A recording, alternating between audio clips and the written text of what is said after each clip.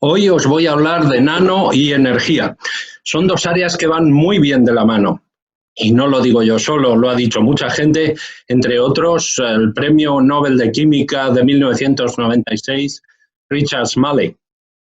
Este hombre ya en el 2003 veía que el futuro pasaba por la resolución de una serie de problemas, el número uno de los cuales era el problema de la energía. Ha cambiado mucho el mundo desde el 2003 a ahora. Lo que entonces era el futuro, la nanotecnología, se está convirtiendo en el presente y nos rodea por todas partes. Todos los productos son nano. Parece que es que lo nano esté de moda. ¿Es nano una moda? A lo mejor esperáis que os diga, no es una moda, es algo serio. Pero os voy a decir que sí, claro que es una moda. No se puede negar lo evidente.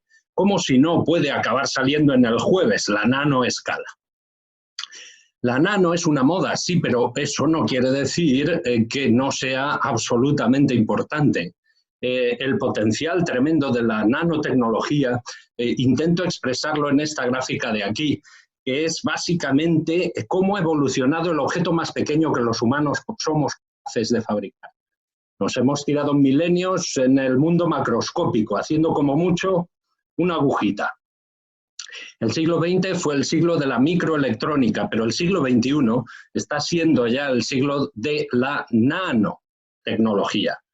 Eso que se ve redondo abajo de la gráfica es un quantum corral, es básicamente átomos manipulados de uno en uno, puestos ahí, y aunque no sirve para nada, es una manera de demostrar las capacidades que acabarán sirviendo para muchas cosas. La cuestión de la energía es compleja. A mí me gusta hacer un planteamiento global, ver esa visión alienígena, imaginarme que llega un alien del espacio y ve la Tierra. ¿Verdad que pensaríamos que al ver esas hogueras tecnológicas, el alienígena pensará, aquí vive una especie inteligente? Bueno, yo no sé si somos muy inteligentes porque nuestra evolución cultural y tecnológica ha sido a menudo desastrosa. Pero lo que sí que somos es una especie única. Somos la única especie en el planeta Tierra que es capaz de usar energía no solo para mantener vivo al miembro de una especie, no solo energía biológica, sino que es capaz de gastar energía para mantener viva la sociedad. Energía exosomática, energía social, que sirve para fabricar cosas, para iluminar nuestras casas. Está en todas partes. ¿Y cuánta gastamos? Bueno, una barbaridad. No os hacéis imaginar. Bueno, es muy difícil imaginar esos 15 teravatios que dice ahí. 15 teravatios de potencia es la potencia que necesita la humanidad para funcionar.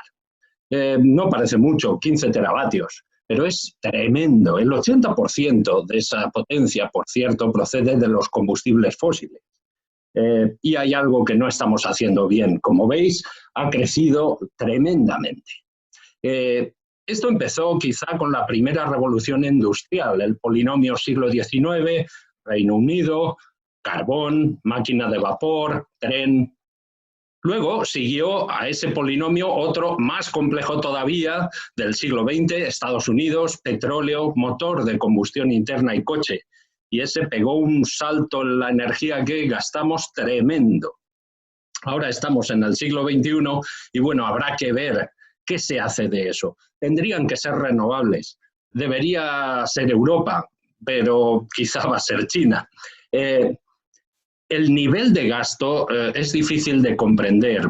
Por mucho que os diga que a nivel global se gastan 100 millones de barriles de petróleo al día, es difícil de entender. Por eso yo hago esa pequeña traducción, que quiere decir que esos 100 millones al día equivalen a 175.000 litros de petróleo por segundo. Efectivamente, cada segundo que pasa, la humanidad gasta, mayormente quema, 175.000 litros de petróleo. Tremendo.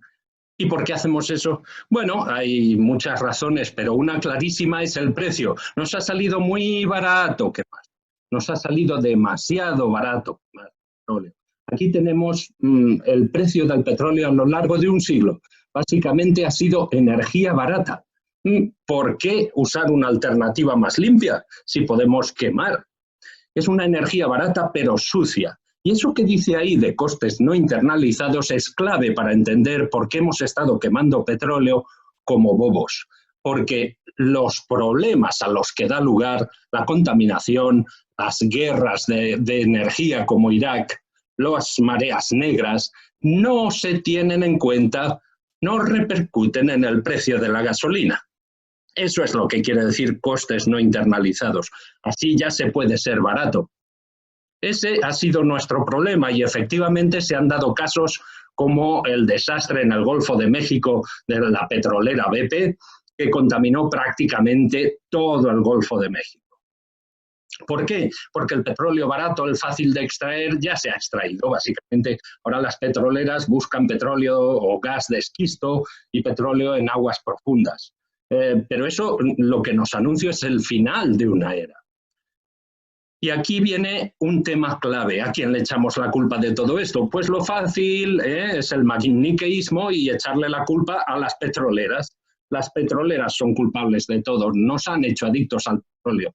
Bueno, hay a veces el humor gráfico más que humor es filosofía gráfica, como la que hace mi filósofo gráfico favorito, el Roto, en El País. Fijaros en esta imagen. Lo dice todo. No podemos deshacernos de nuestra corresponsabilidad. Aquellas decisiones que tomamos, de cómo vivimos, de cómo nos movemos, de qué compramos o qué consumimos, marcan una diferencia. Os voy a contar un poco esta historia porque para mí es una manera más clara de mostrar hasta qué punto nuestra forma de vida no es sostenible. Vamos a pensar, hoy la palanca, qué maravilla, la usaré luego de metáfora. Vamos a pensar, digo, en que pudiéramos cubrir las necesidades de energía pedaleando.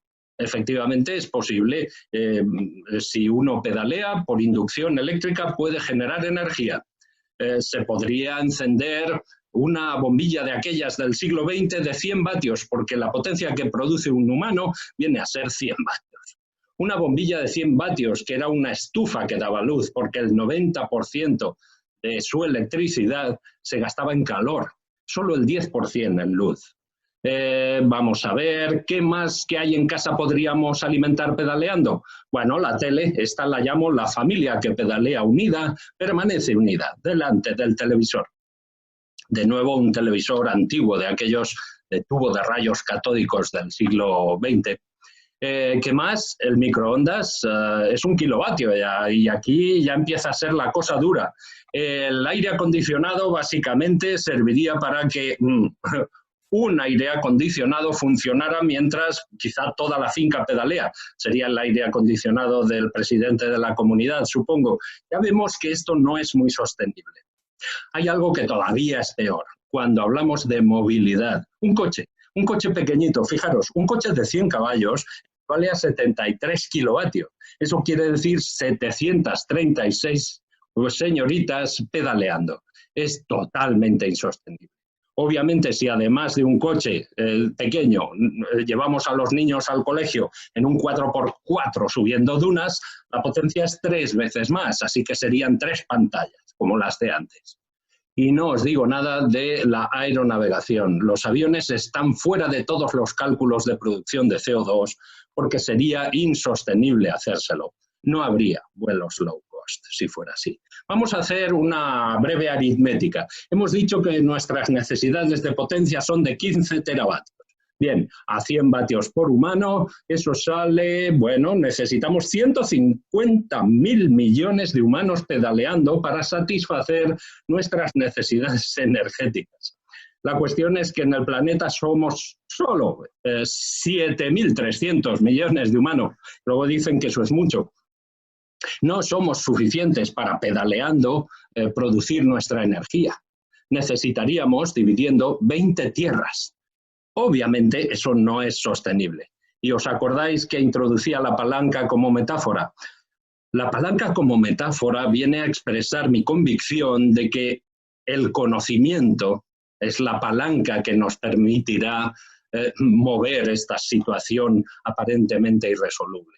Pero no solo el conocimiento científico y tecnológico, que también, sino todo el conocimiento. Necesitamos sociología, necesitamos política con mayúsculas, necesitamos filosofía.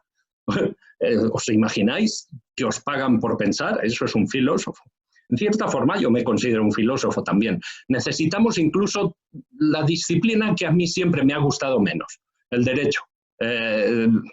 Lo necesitaremos porque necesitamos regular, ordenar nuestra convivencia entre nosotros y con el planeta.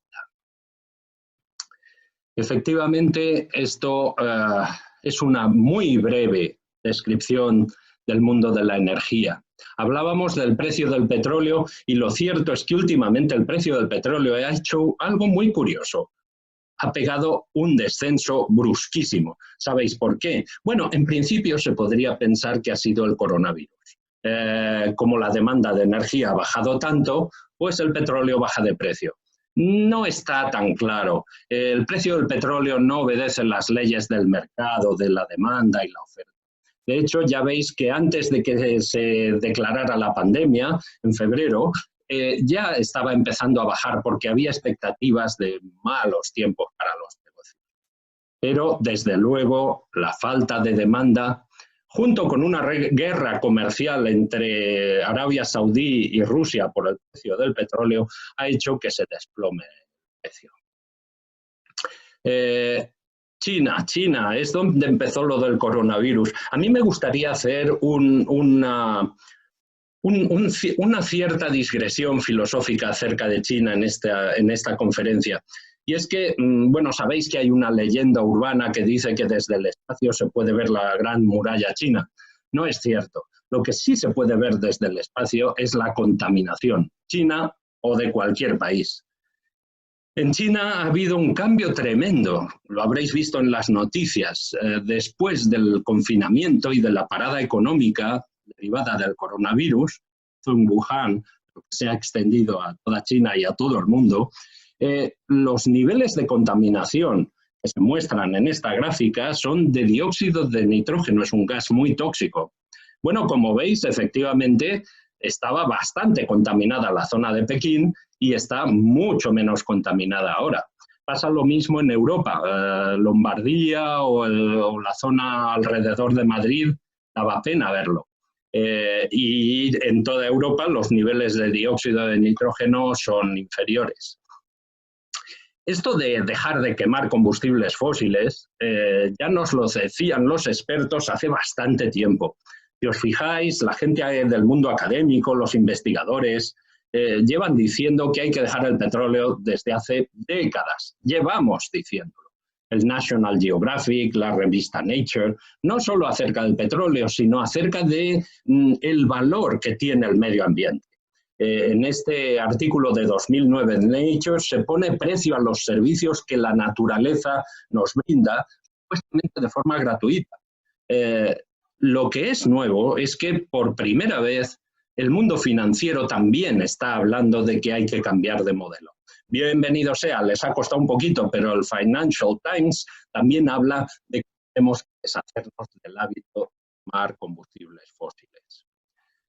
Bueno, no está mal. ¿Qué hacemos? ¿Qué hacemos para ello? Bueno, ya lo he dicho, ciencia y tecnología y muchas otras disciplinas, conocimiento en general. Pero ciencia y tecnología, ¿qué podemos hacer desde un punto de vista estructural? Bueno, cada maestrillo tiene su librillo, pero a mí me gusta sentar tres pilares. Uno sería combustibles, o mejor dicho, vectores más limpios.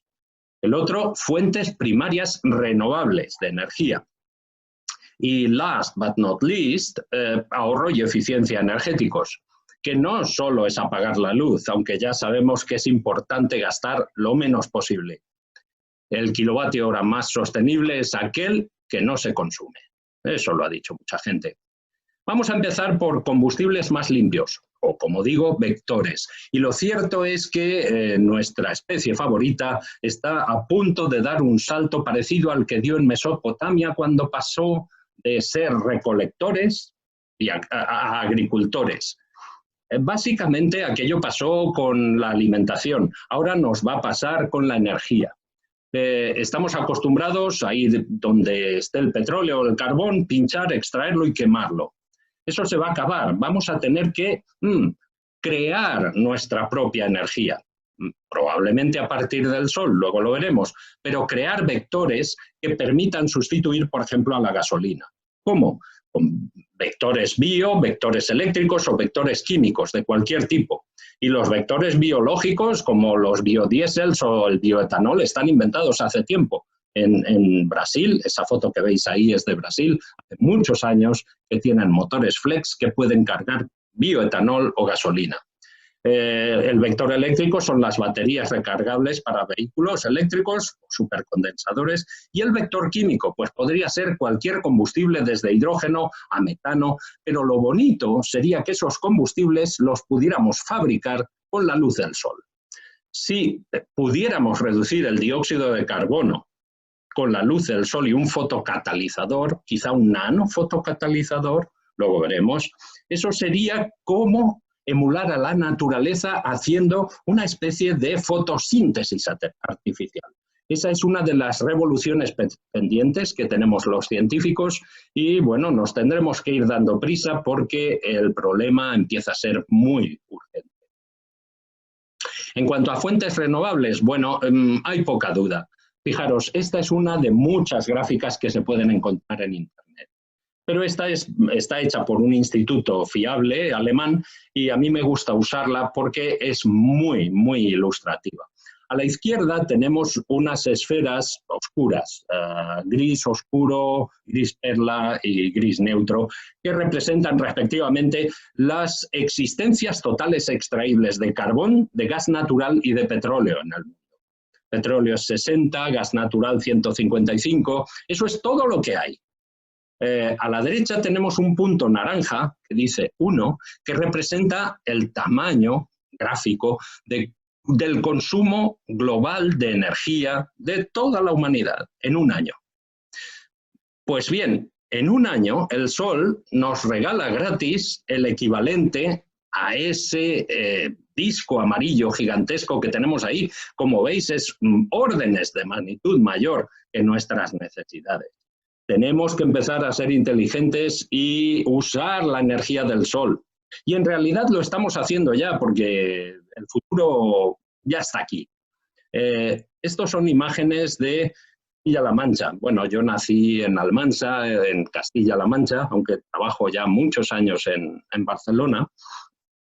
Y he querido hacer un pequeño homenaje a mi tierra, donde se tomó muy en serio el reto de crear nuevas formas de energía, como la eólica o la fotovoltaica. Ahora, además de oliva y vid, tenemos cosecha fotovoltaica. No solo en Castilla-La Mancha, en Andalucía ya está bien de prejuicios, no van solo de la siesta a la fiesta y también desarrollan nuevas tecnologías punteras, como la energía termosolar. Eso que veis ahí es la primera planta comercial del mundo termosolar de torre.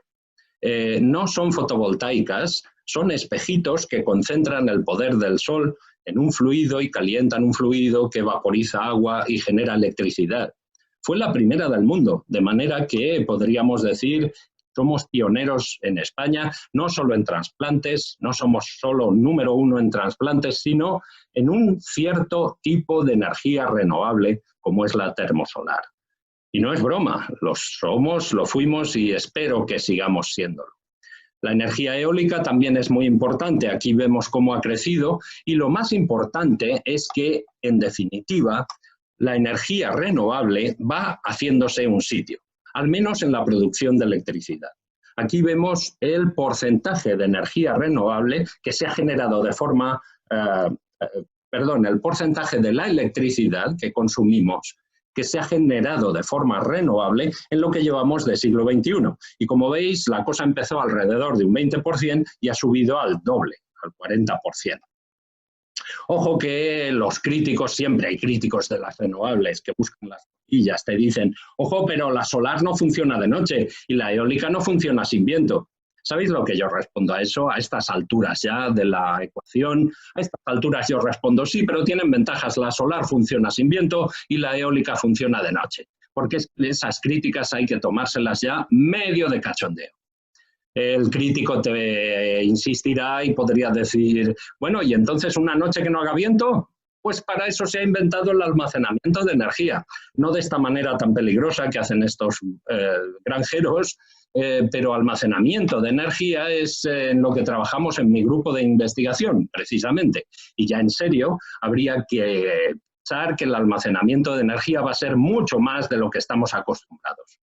En el siglo XX, almacenamiento de energía ha querido decir baterías de litio para electrónica de consumo. Lo que vamos a ver es evolución hacia abajo, es decir, miniaturización, flexibles, dispositivos cada vez más pequeños, pero también hacia arriba, es decir, baterías cada vez más rápidas y más grandes que permitan efectivamente que el coche eléctrico llegue más lejos.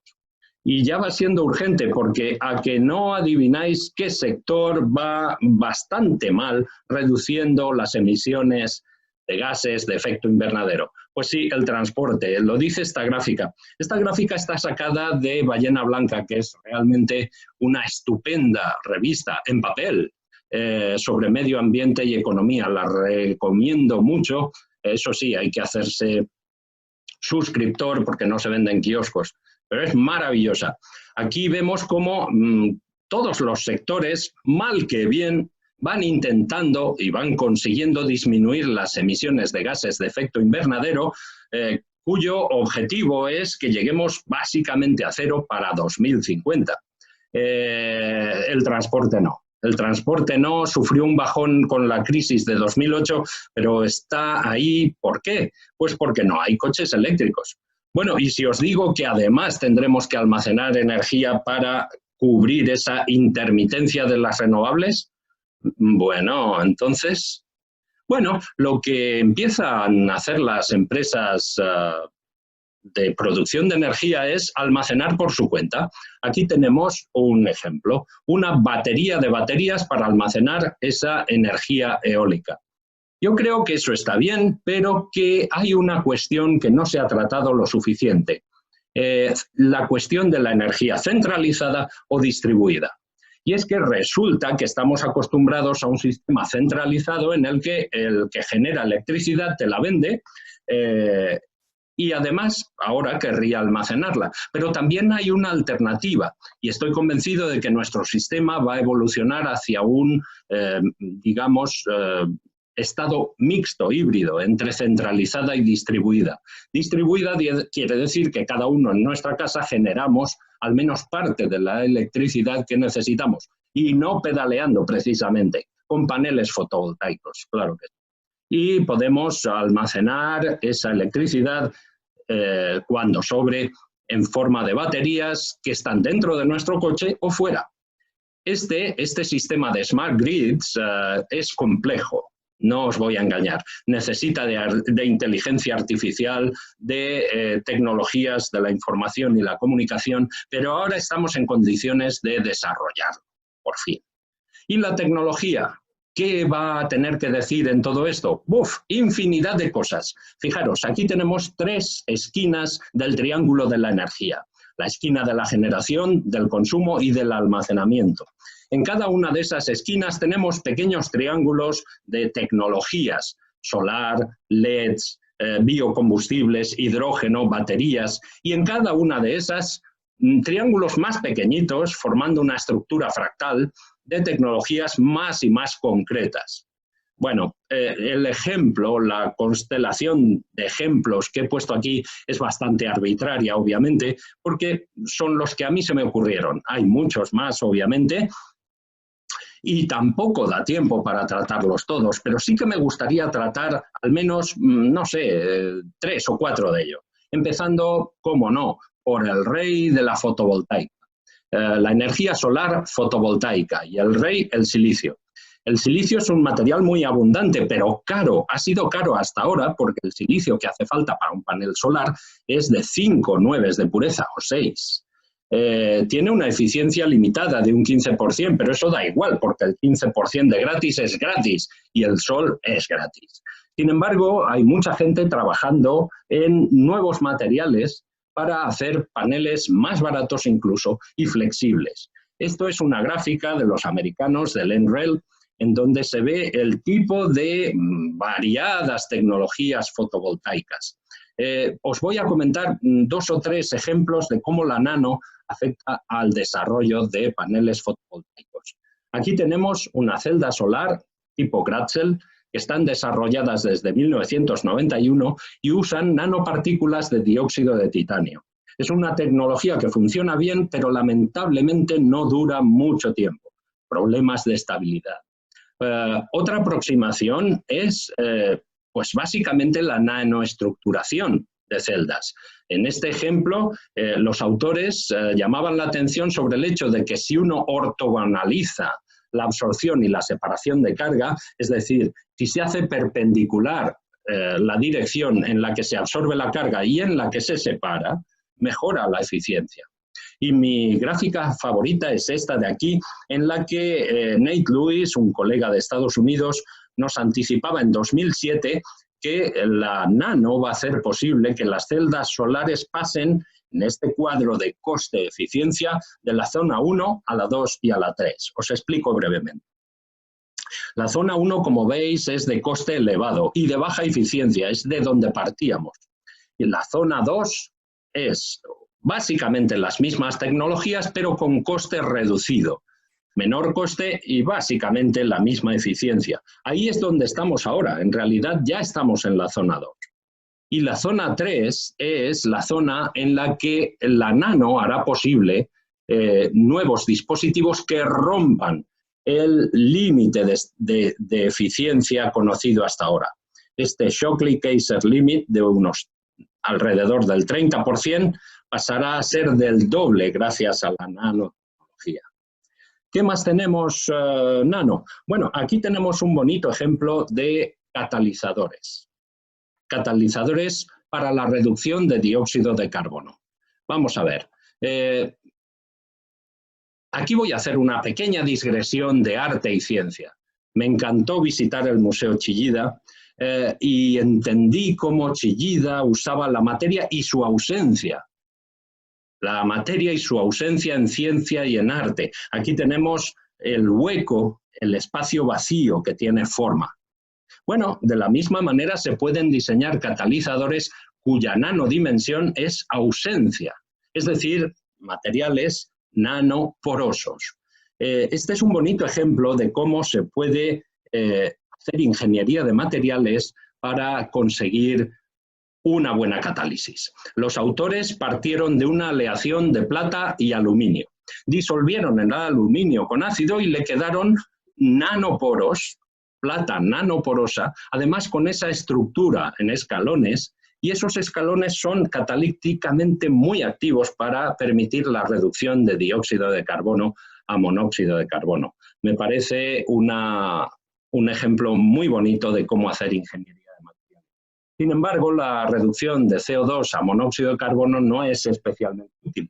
Sería mejor reducirlo a algo que podamos usar como combustible. Metano sería ideal. Aquí tenemos un ejemplo, también un poco antiguo, la verdad, de cómo emplear un híbrido entre nanohilos y bacterias para reducir precisamente el CO2 a productos químicos útiles. Vamos a pasar ahora, dentro de este breve repaso de ejemplos de lo nano, a baterías y supercondensadores. Como en el rincón del almacenamiento de energía, también la nano tiene mucho que decir. Y es que si comparamos energía específica con potencia específica de distintos dispositivos de almacenamiento de energía, vemos que los hay de todo tipo. Las baterías tienen más bien una buena densidad de energía, pero muy baja potencia, mientras que los supercondensadores tienen alta potencia, pero baja densidad. En nuestro grupo trabajamos intentando mejorar la densidad de potencia de las baterías y la densidad de energía de los supercondensadores. Y lo hacemos gracias al desarrollo de materiales híbridos. Híbridos que combinen lo mejor de cada casa, lo mejor de baterías y supercondensadores. Aquí os pongo un ejemplo. El grafeno, un nanomaterial, un nanocarbón, hibridizado con polioxometalatos, que son estos clústeres azules que veis sobre su superficie.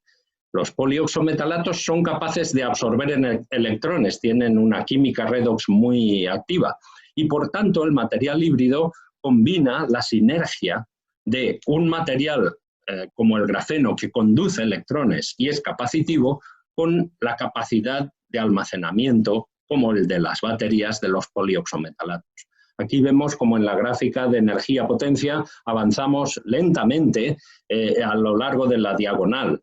Lentamente porque es una gráfica doble logarítmica, pero estamos en ello, estamos mejorando. Finalmente, un ejemplo acerca de el consumo y el ahorro y la eficiencia energéticas, más bien la eficiencia, los LEDs, Light Emitting Diodes, diodos emisores de luz. Es lo mejor que tenemos ahora para iluminar nuestras casas. Atrás quedaron la vela, los candiles, quedó la lámpara de Edison, que ya os he dicho que era una estufita que daba luz, y quedaron incluso los tubos fluorescentes, que no son lo mejor del mundo. De momento los LEDs es lo mejor que tenemos y los necesitamos blancos, brillantes, baratos y otra vez, benignos con el medio ambiente.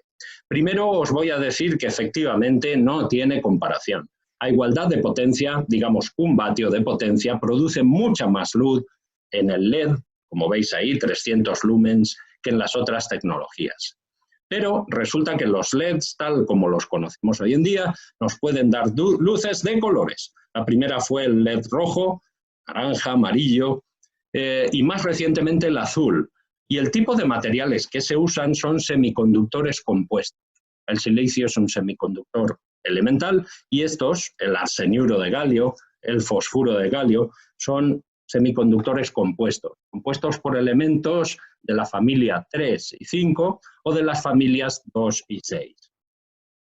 Bien, el caso es que necesitamos un LED blanco y de momento no hemos conseguido un LED blanco.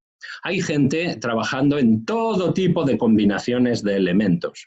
Lo que pasa es que aquí me gustaría hacer ya para entrar en la recta final de mi conferencia una reflexión acerca de bueno, ¿cómo tenemos que empezar los científicos a diseñar materiales para nuestras tecnologías futuras de una manera segura? Safe by design. En inglés sería algo así como, pues eso, seguro por diseño. Os pongo el ejemplo de este compuesto. Un semiconductor muy popular entre mis colegas. Yo no digo que no trabajen en telururo de cadmio, pero lo que digo es que si trabajan en telururo de cadmio tendría que ser por razones fundamentales para comprender la química y la física de ese material y poderla extrapolar a otros. Porque si se trata de inundar nuestros mercados de telururo de cadmio, ya te digo que no es buena idea. ¿Por qué? Pues que resulta que el cadmio es tóxico y el teluro escaso. He dicho tóxico y escaso, voy a cambiar eso. Muy tóxico y muy escaso. Y eso me trae a colación un tema que empieza a adquirir importancia en el desarrollo de nuevos materiales y dispositivos. Y es lo que se conoce en inglés como Energy Critical Elements. No podemos usar elementos como el platino, que es escasísimo y caro, para desarrollar tecnologías que se supone que se van a desarrollar ampliamente en todo el mundo, como las pilas de combustible a baja temperatura. Tenemos que empezar a ser cautos. El teluro está ahí arriba y los semiconductores y la fotovoltaica podrían necesitarlo, pero es muy escaso. El platino más todavía. El litio de nuestras baterías no lo es tanto. Todavía queda litio, pero hay colegas trabajando en baterías de sodio, por ejemplo, que aunque no sean tan buenas como las de litio, sean más baratas y usen un elemento que sea barato y abundante como el sodio. En este sentido, yo digo que nuestros materiales del futuro tienen que cumplir con este ALIEN. ALIEN es un acrónimo en inglés de las siguientes características. Abundante, de bajo coste, con unas prestaciones mejoradas, por supuesto que sea benigno con el medio ambiente y si además tiene nuevas propiedades y hace nuevos trucos, tienes tu material del futuro. De manera que con esto venimos a acabar la conferencia con la reflexión de que necesitamos toda nuestra sociedad y la sociedad científica también planificar adecuadamente, planificar anticipadamente, no como el que hizo este sarcástico letrero, porque si no nos veremos en una situación parecida a la de este personaje del cómic de Laplace. No ha planificado bien su escapada de la isla. La humanidad se ha metido en una isla muy mala. El uso de combustibles fósiles nos ha llevado a una situación que hay que cambiar, y para salir de esa isla necesitamos toda la madera, todo el conocimiento que podamos usar. Mi conclusión es que esa reevolución tecnológica está ya en marcha, que la nanotecnología, la nanociencia, los nanomateriales van a ayudar con todas estas revoluciones científicas, incluido materiales para fotovoltaica, baterías que se cargan más rápido, supercondensadores, LEDs blancos. Sin embargo, tenemos que recordar que la ciencia, aunque es necesaria, no es suficiente. Necesitamos también una rápida y ya urgente reevolución social en la que el conocimiento reine. Así que muchas gracias. Visitad mi página web y si tenéis preguntas, ya sabéis, por ahí ando en Internet. Gracias.